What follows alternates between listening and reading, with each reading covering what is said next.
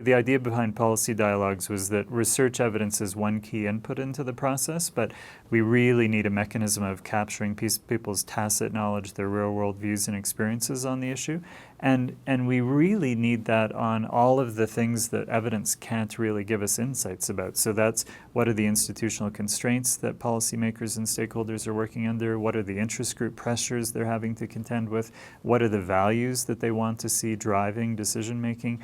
What are all the other types of information that people are already essentially drawing on? And so the wonderful thing is a dialogue informed by a brief means that the brief lays out the evidence, so people can't make bold assertions about optimal ways of moving forward that aren't based in the evidence. So it creates a level playing field.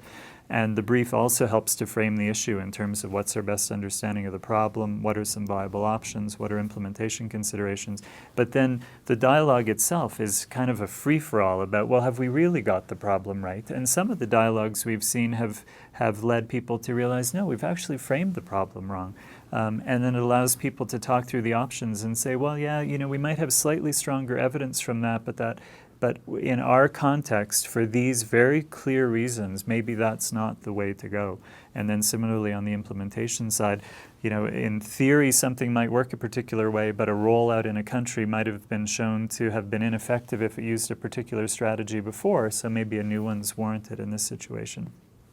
In terms of the evolution in our thinking, I think we've now got so many of these teams doing dialogues that the variation and the reason for that variation are fascinating. So we have people who are convening dialogues that might have 40 or 50 people, which is very hard to have a conversation. So their solution to that is they feel they need the 50 because that's the array of stakeholders and policymakers who will be involved in or affected by a decision. But then they have working groups that work on pieces of the issue over the day, and then they come back and then they hear where one another is, and then they come to some shared understanding at the group level. And then we have others who are operating dialogues with 15 to 18 people where the group can stay together over the day. So the more that we learn about why people are making these different decisions, then the more helpful I think we can be in future, saying to people, well, if that's your context, then you might want to consider these ways of organizing the dialogue. So the advice would just be make sure that you've got an evidence brief that will inform the dialogue, that is, you've done enough road testing of it that it's likely to frame the problem in a way that they'll find acceptable, and there are options that are in play that are feasible in your country. But if you've done that work, then a huge piece of the challenge is identifying the right people to be in the right people to be in the room. So what's the array of policymakers, stakeholders, and researchers that you need to have there? That often means a very comprehensive stakeholder mapping exercise to try and figure out who's involved, and then the selecting of the people who will bring unique perspectives to the table and that will champion change after the dialogue.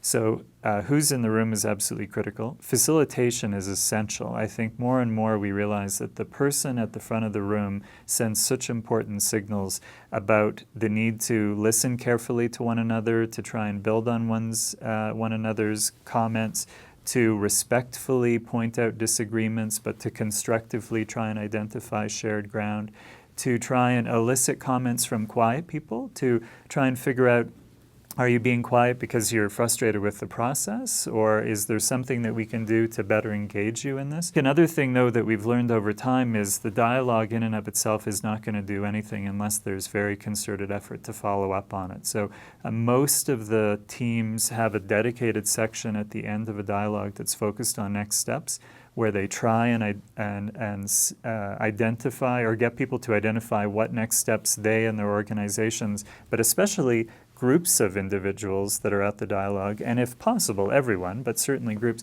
what tangible next steps can be done.